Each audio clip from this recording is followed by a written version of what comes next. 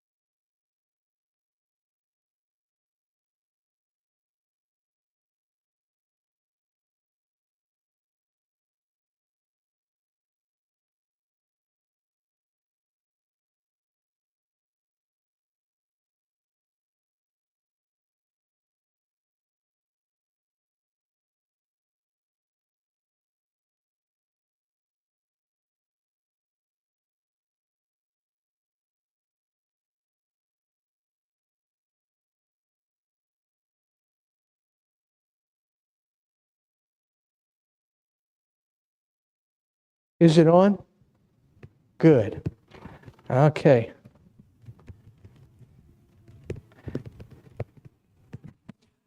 Operation Renewed Hope started 35 years ago.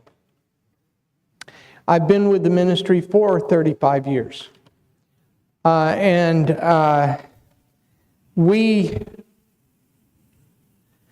have enjoyed a great time. As you can see, the ministry has been greatly blessed, and we have enjoyed growth. We have enjoyed seeing thousands of people hear the gospel.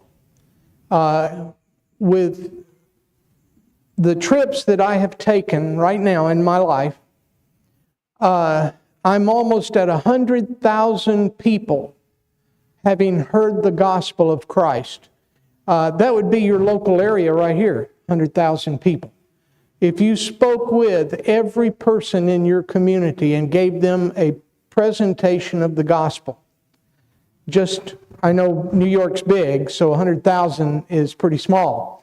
But it would mean that your church had reached everyone in this community. And many people are, at 100 or more thousand, because the last few years with surgeries I've had to do, I can't travel like I used to. And so we need every person sitting here. If you're breathing, everybody take a deep breath for me, okay? And just exhale, okay? You just took the litmus test for traveling with Operation Renewed Hope, okay? Now, of course, there's more. We want people who know the Lord. We want people who believe in the gospel of Christ. But we are very thankful for all the people who travel with us. Now, we have to have medical and we have to have non-medical. We cannot do a clinic without people who are non-medical. We don't want them to have any medical training. If they do, they can't do the job that we have for them. If you were to go to your local clinic here, now down in Raleigh, North Carolina, where I come from, there are clinics spaced all over the city. When you go in the door of the clinic, you'll see people who are registering you, right? They always want to know, okay, what is your name? Where do you live? Da-da-da-da-da. And they want to know, why did you come today? And you tell them, oh, my foot's hurting, or my head hurts, or, whatever it may be. And they write that down in their computer. And they give you paperwork and they say, please sign this. Then when you go to the back, a nurse will call your name and they'll take you to the back. And then will come another nurse. And that nurse might do blood workup, or they would do blood pressure, temperature, pulse, respiration, right? And then a doctor will come in and see you. Well, see, that's exactly what we do. If you counted the number of people that are working in that clinic that day, it could be anywhere from 30 to 50, depending on how big the clinic was.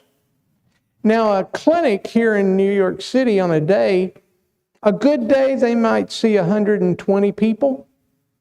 We're going to see 300 people, maybe as many as 400 people in one day. So what we have to do is we have to pick up a clinic, just like the one you go to here. All the elements are the same. We have a central supply with everything a doctor or nurse might need for examination and treatment. We have to have a full pharmacy because we're going to provide medicine, except we're going to do a few things extra that you wouldn't get at your local clinic. We're going to have dentists. Well, that means we've got to have all the dental equipment, X-ray machines. I mean, we've got it all. Also, people come and they want eyeglasses. because they can't get access to examinations as easily as we do. So we'll have 12 to 1,400 pairs of eyeglasses waiting. And we examine them, we put them through a series of tests. The doctor will say, you need this. He goes through the inventory of glasses, pulls out the pair. Now, if it's a man, he just hands it to him. If it's a lady, he has a mirror. And he opens it up and puts it on her. Okay, and she goes, no, I don't like that. And so, although it's the right power, it's got to look good. For a guy, he could care less, you know? Come on, glasses, we're leaving, all right? But not for the ladies. And we will have sometimes 600 or 700 people go through the eye clinic alone. And so we pick up a clinic here in the United States. We fly all the members of that clinic 12,000 miles away, and we set them down in Cambodia.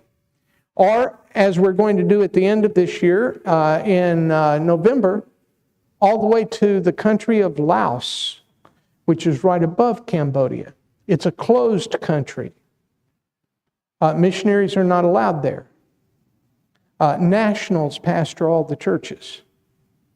So we set that clinic down, and within 24 hours, you will have an orientation day telling you what to do, how to do it, when to do it. All right? There will be an orientation day. And once that orientation day is through, we prepare the pharmacy that day, and then the first day of clinic occurs, and for 4 straight days, you're going to be working. And listen, your feet will be so tired at the end of each day that, you just want to sit down and get off of those feet for a while. Why? Because you're helping people. And you don't do it once, you do it twice, 3 times, 4 times, 15 times, whatever it takes in that day to make sure that everyone is cared for. Now, during that day, they go through the doctor, the dentist, the optometrist. As soon as they get through seeing the medical people, then they go to pharmacy, and they've got all their prescriptions. Each doctor has written a prescription for them of some kind. We take the prescription, hand it in to the pharmacy, and we ask them, would you like to go and sit down and listen to a gospel message? We've got a man who will be telling you about Jesus Christ. 99.9% of the people go, yes. So we take them in, and while they're waiting for the pharmacy, they're not going to see any more doctors. There's no anxiety on their part that they're not going to get to see a doctor. All right? They go in, they sit down, and they listen to the preaching. And it is not unusual for us to have as much as 10, 12, 14% of the people who come that will make a profession of faith. Now, we give all that information to the national pastor, missionary, whoever's working with us, and they are responsible to get those people into church.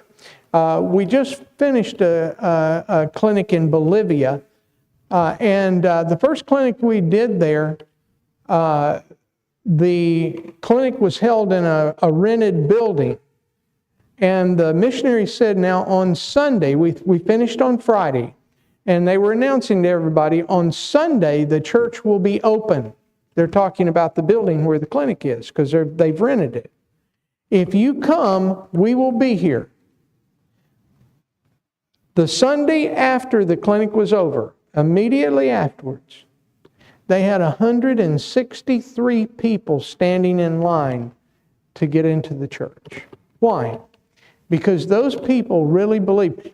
Let me give you an example. In Texas, oh, by the way, you guys are marvelous. Thank you for helping us in North Carolina and Tennessee. I was just so brokenhearted when they told me about the offering you sent to help the people there. And listen, that was a horrible situation. But in Texas, we would have people come and they would hear the gospel, and their situations were desperate. We had people in North Carolina, they would come and hear the gospel. Their situations were desperate. And we were able to help those people. And they would sit and listen to a full presentation of the gospel. Your gift made it possible for thousands of people to hear the gospel. All right? And I just thank you for it. I can't tell you how much we appreciate your gifts. And it has been used for the purpose that it was designated for. Now, if you go with us on a clinic, the same thing is going to happen. You heard the testimonies of the people that attended. I just love it because I know that in a few minutes, everybody I've talked to, they're going to hear the gospel. And that's true. Very true. So we are 100% a gospel preaching organization. Now, I say this without apology. Anybody, any church who puts the name of Christ in anything that they're doing and does not preach the gospel, they are not obedient to the Word of God. You have to preach the gospel. There is no option. Every church has to preach the gospel. Every organization that supports the church has to preach the gospel. Because if I take a person and I give them medicine for their body and I don't give them a message for their soul, then I've only made them healthy so they can go to hell. That's not what we're here for. Do we want to help them? Yes. Do we want to make their bodies healthy? Oh my, yes. But do we want them to hear that Jesus died for them, that He was buried, and that He rose again? And if they repent of their sins and turn by faith to Him alone for salvation, they can be saved? Yes. Yes, we do want them to hear that. So I need you. Now, let me talk about something special. We have a thing called a boot camp. And every year in the month of June, we have a boot camp for teenagers. Now, if the teenagers 14 through 17 have to go to the boot camp, there is a legal reason for doing that. Let me get this chair up here a little bit.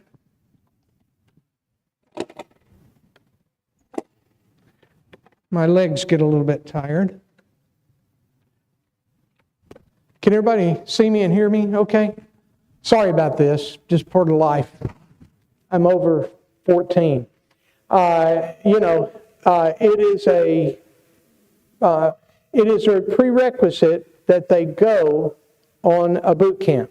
Now, if they pass the boot camp, and it is a true...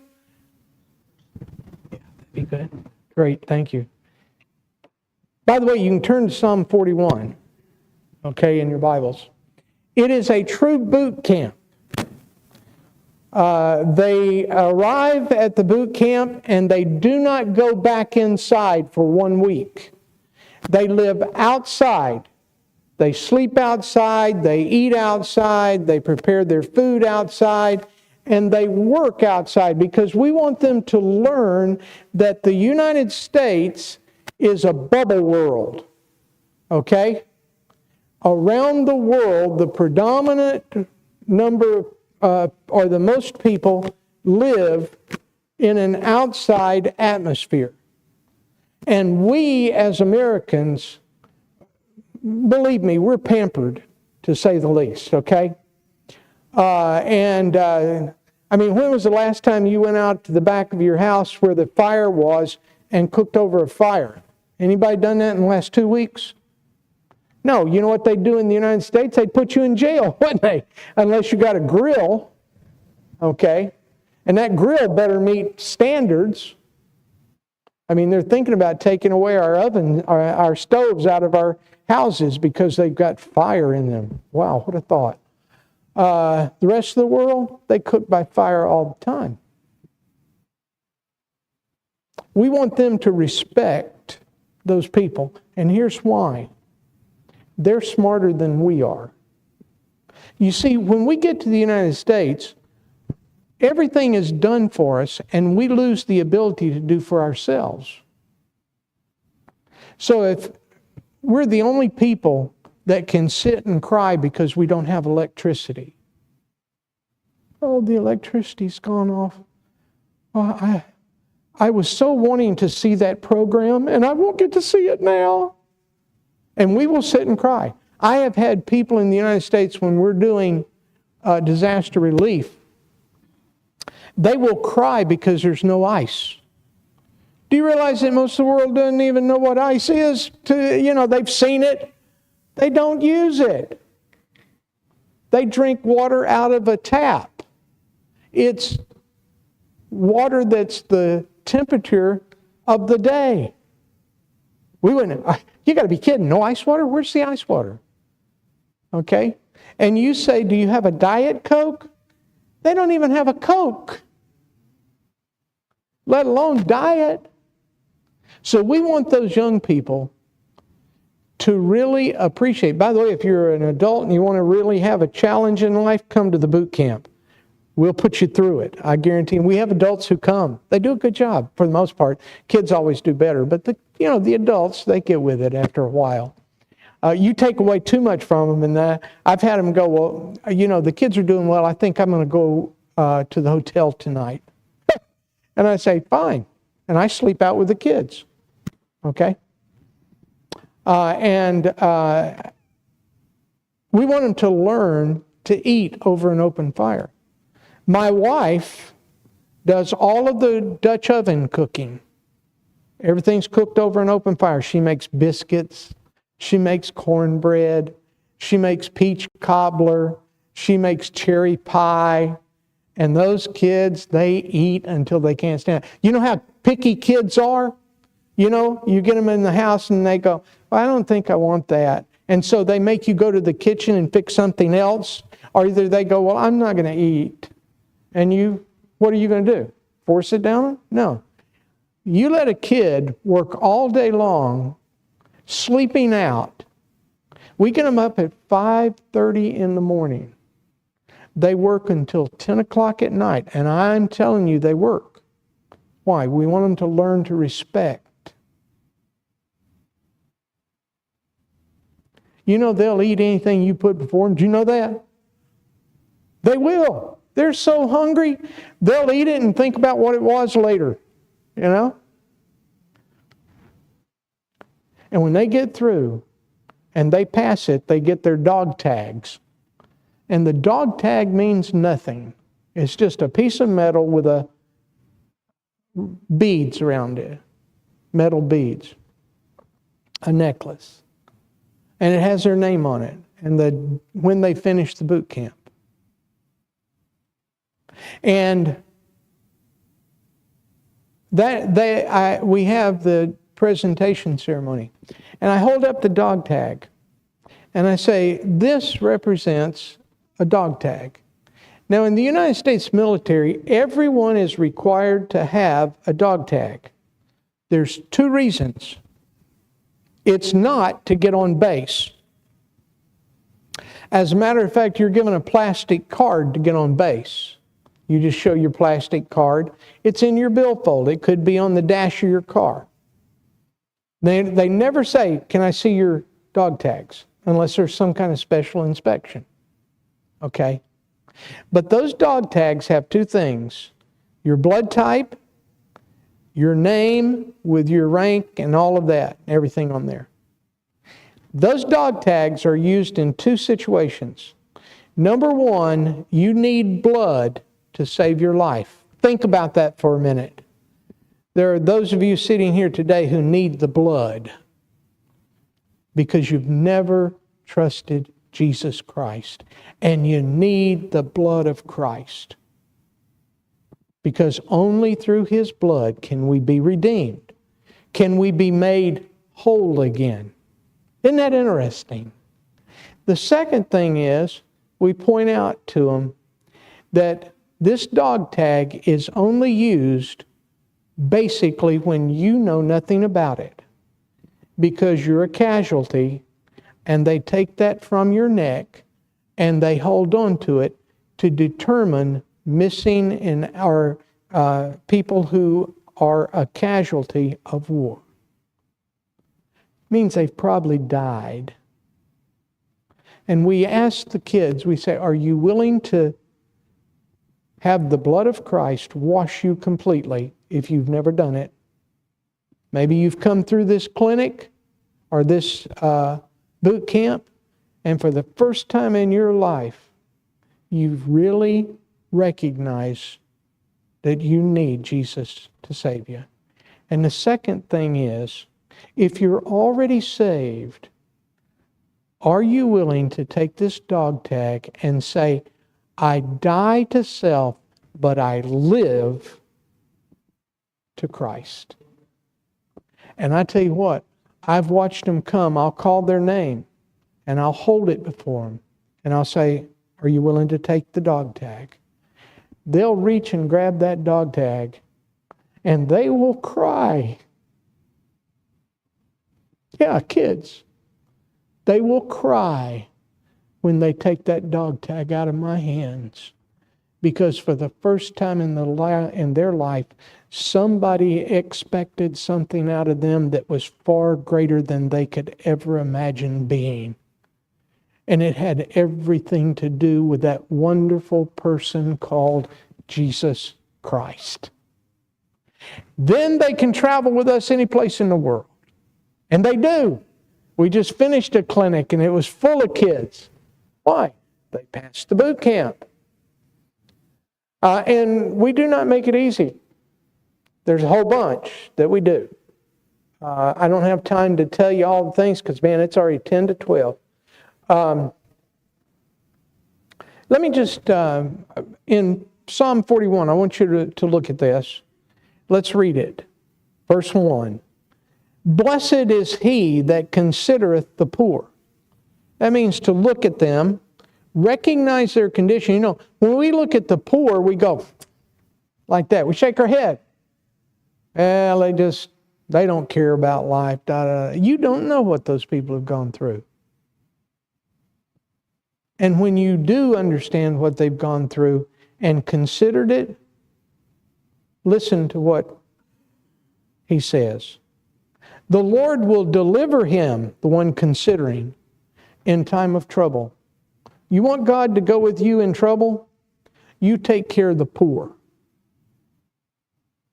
That's what David is saying. By the way, this is a time in David's life when he is running from Absalom. They say this psalm was written during that period of time. And all of a sudden, he's identifying with the poor. Because he's no longer in the castle, he's in the cave. He's no longer eating sumptuous food, he's eating over an open fire, and it's very limited what he's going to eat. And all of a sudden, once again in his life, God has brought him low. And he's talking about that condition. He can identify now. He's no longer a king, he's a pauper.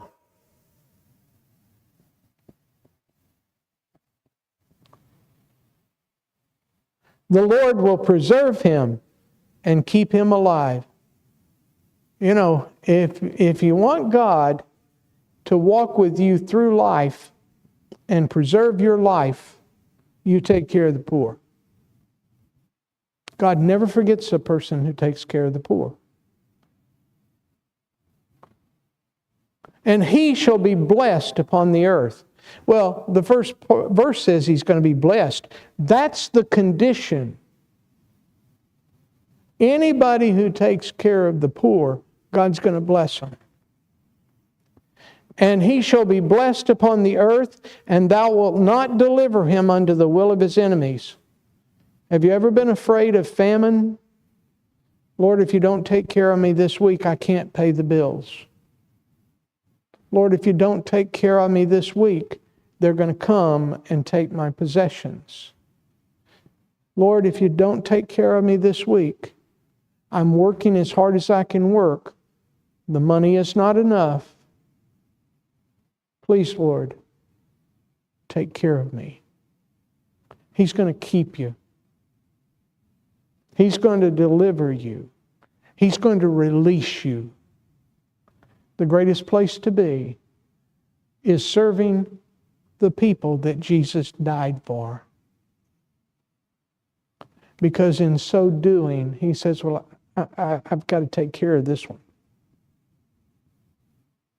The righteous will not beg bread. Why? God's with them. The passage says, and by the way, the will of his enemies, I don't have time to go into that. The idea is the breath, the throat, the exhaling of the life, the end result of the life. The Lord will strengthen him upon the bed of languishing. You're dying. Guess who's going to be there with you? God. He will go to your deathbed. And then David says this, thou wilt make all his bed in his sickness. The word make means to turn. In those days, they would turn the bed over, and it wasn't our modern day mattresses. If you turn those over, you can't sleep on them. Okay? But it was not an unusual thing for the bed to be remade. If you go to a hospital, sometimes they'll make your bed at least once a day. If you're in most hospitals, they make it as little as possible because there's a heavy person in that bed and the staff is at danger. So they're very careful about what they do.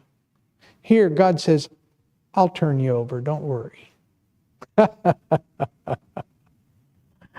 Oh, he blesses me. He goes with me. He walks with me. He goes to my bed of languishing.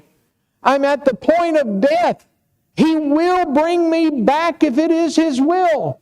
And if not, I shall dwell in the house of the Lord forever. Is that not what our pastor read today to us? Take care of the poor. You put your life into taking care of the people, and God will take care of you. Let me tell you a story, and I'll quit with this because I know you've only got a few minutes. When we first went to Panama, which was the first country we ever worked in, and I'm going to bring this all the way through to the clinic that we're going to do in January of 2026 in Panama. I never will forget, we went by helicopter into a little place called Belén, Santa Maria de Belén. That means Saint Mary of Bethlehem. Okay? Now, am I right about that? Those of you who speak Spanish? Santa. Okay, well, anyway. That's what they told me. And so we're doing the medical clinic. It's going great. All of a sudden, we receive a message from over the radio, and in those days, all we had was shortwave radio, that the country of Panama no longer will let us practice medicine. We are persona non grata in the country of Panama, and we must leave as quickly as possible. We are overwhelmed. Why? We have no idea. But we did cease operations, and the people in the villages, we're way out in the jungle, folks. We're in a jungle that would take you 5 to 10 days just to cut your way back to get to some place that had a telephone. All right? And so we ceased operations, as they said. We tried to find out what was wrong. We didn't know if the helicopters would be allowed to come back in and get us. And so Because we had permission, we had written permission. We never enter a country without total written permission to be there. We go months and months in advance of a trip and plan it. We have paperwork. And I showed all the people in the village where we were our paperwork. And it was in Spanish, and they read it, and they said, we don't understand. And they called us all together and had a big party for us because they felt like we were being mistreated. So we left, and the missionary was very upset by this. He said, you'll be hearing about this. And so I said, okay. He was upset with the government of Panama. So I went back. And the first Sunday morning that I was back getting, and I would be preaching again in church, I got a phone call about 2 o'clock in the morning. And the voice at the other end of the phone said, is this Pastor Jan Milton, who was just in Panama? I said, yes.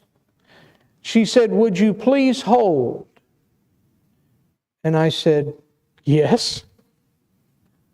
And all of a sudden, a loud sound came through the phone. And it was like air rushing. And I heard a click. And it was a microphone.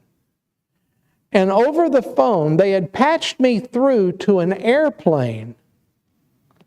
And they said, this is Weather Hunters. This is Captain so-and-so. I'm flying a mission out in the Gulf of Mexico on the northern coast of Panama. We have a hurricane coming in, and we have received a distress signal from a village called Santa Maria de Belén. And the distress message is saying, please contact Jan Milton, Operation Renewed Hope, North Carolina. Because that's all they know, North Carolina. So they searched me down, and this captain, while he was flying, doing his mission on Weather Hunters, flying through the hurricane weather, he said, is it possible that this is true? And he gave me a scenario. He said, you slept next to a hut. And in that hut, they stored gasoline and like weed eaters. And I said, yes, that is true. I slept right next to that hut. And he said, they are saying that that hut has exploded and that a young boy has been burned severely. From your understanding of everything, the captain said, is this possible? I said, yes, sir, it is. They have no medical care, and they would send out an SOS because I was just down there, 5 days ago or less. And he said, thank you very much. Click, and it was off.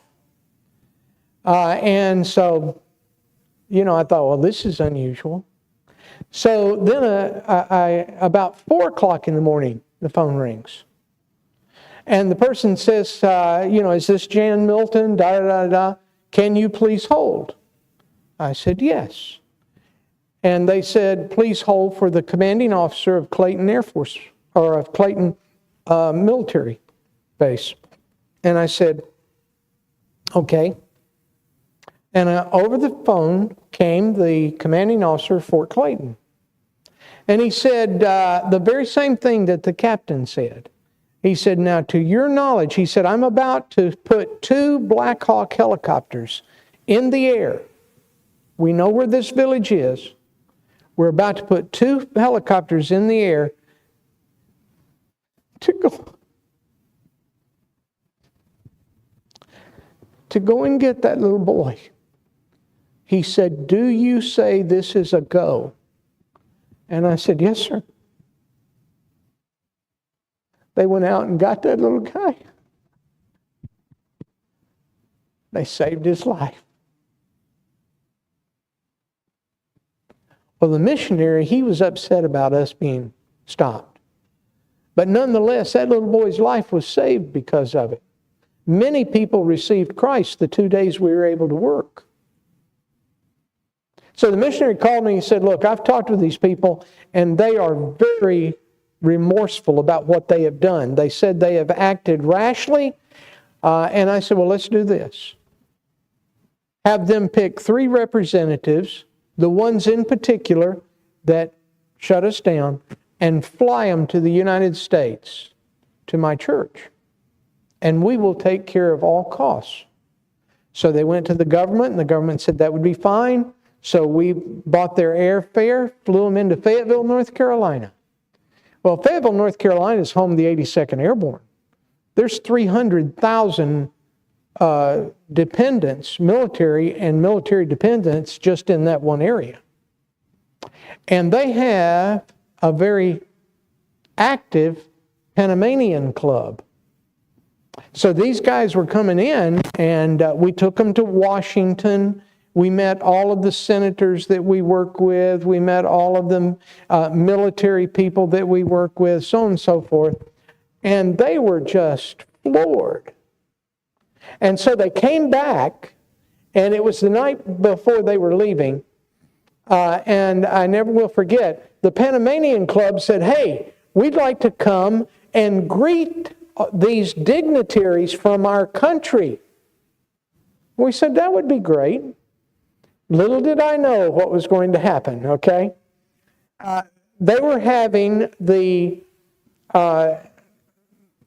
introduction of the young ladies into society, and they were going to do it right there with those dignitaries. These young ladies, these Panamanian young ladies, wear the most beautiful garments you've ever seen. And they're big and broad, you know. And there are young men, high school young men, that wear tuxes. And they put their arm out, and that young lady will put her arm on theirs, and she will be escorted and be introduced to the dignitaries. And so it was just wonderful. But all of a sudden, they started playing some music. Well, you know, guitars, that's okay. You know, we love guitar. Had a beautiful guitar for our service today, didn't we?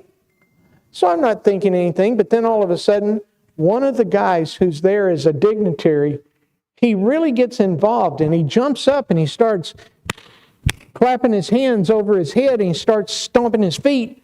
And man, I mean, he's doing a whirly bird, all right? And oh, the people are just having the time of their life. And I thought, oh no, this is a Baptist church. They're going to fire me, you know? We don't do that in a Baptist church unless we're mad, you know. Then we do it, and they clap our hands and go, wait a minute, and jump up and down. We're good at it. We don't dance to music, you know. And so I jumped up real quickly, got control of everything, and we closed out the meeting. At the end of the meeting, all 3 of those dignitaries, now listen very carefully what I'm about to tell you, all 3 of those dignitaries came to me and they said, we're going to write the village that we stopped you from working in, and we're going to ask them to give you 2 hectares of land. And on that land, you can build your church. And we were floored. A little boy's life is saved. A wonderful event occurs in the United States with these people. And now, God says, let me add on to that. I'm going to give you a church building. So we said yes. By the way, I've been in that church. That church still exists to this day. We had 2 young men in those days, 2 young men who were in Bible college.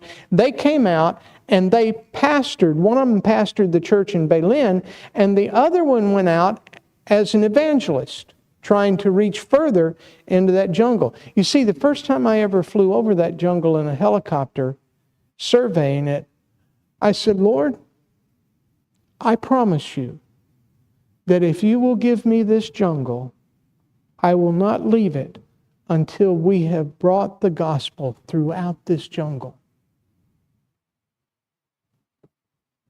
Well, the young man that went out from the church as an evangelist, He started pastoring another church where we did a clinic and started a church. By the way, that church, if I told you the story on that church, you would not believe it. Oh, it's so marvelous. It's unbelievable. And so, these two young men, 30 years ago, working, January of this year, we'll be going back to another town in that jungle. And you know what? The son of the evangelist guy who left the little church that was the first church that we ever planted there, okay? He will be installed as the pastor of that church in Calabevra. And we are now going second generation national, preaching the gospel in that jungle. And folks, we've got one church. Oh, I wish I had time to tell you. I don't even have time to tell you. We've got one church there that God has blessed unbelievably. We've got several churches where that is. They're full of people. I've actually preached a Bible conference. Are you believing this? I've actually preached a Bible conference in the middle of the jungle.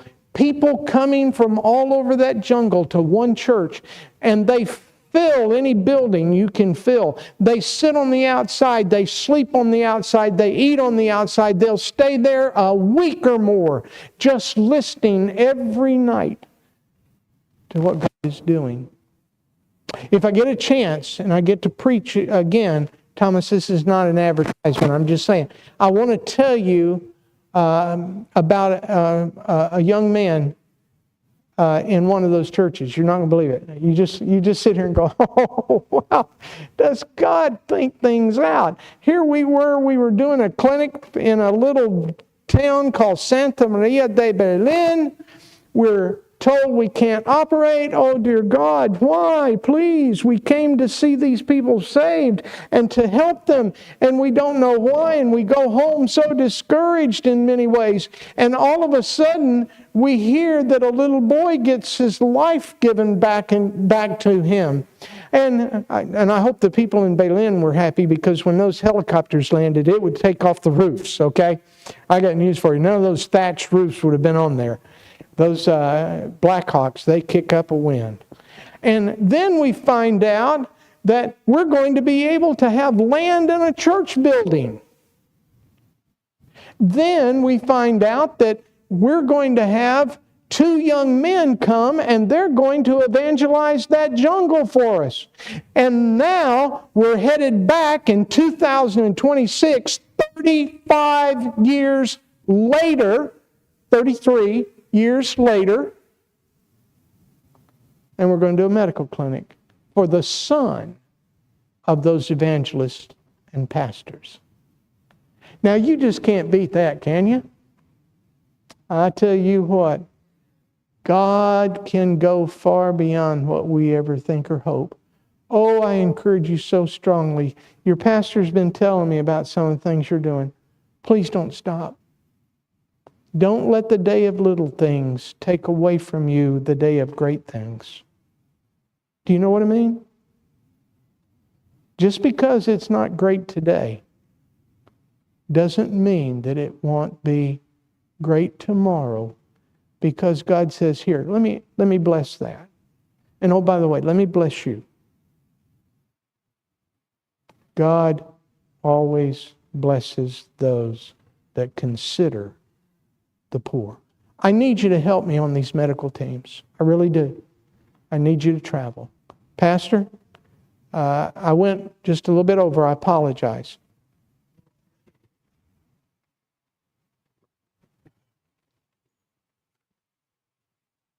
Thank you.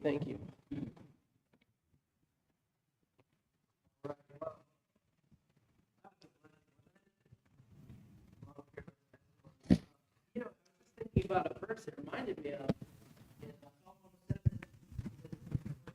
They go down to the sea in ships that do business in the great waters. These see the works of the Lord and his wonders. Amen.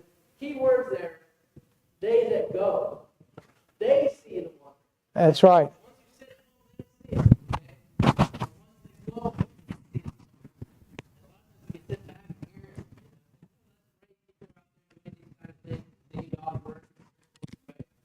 He just told me another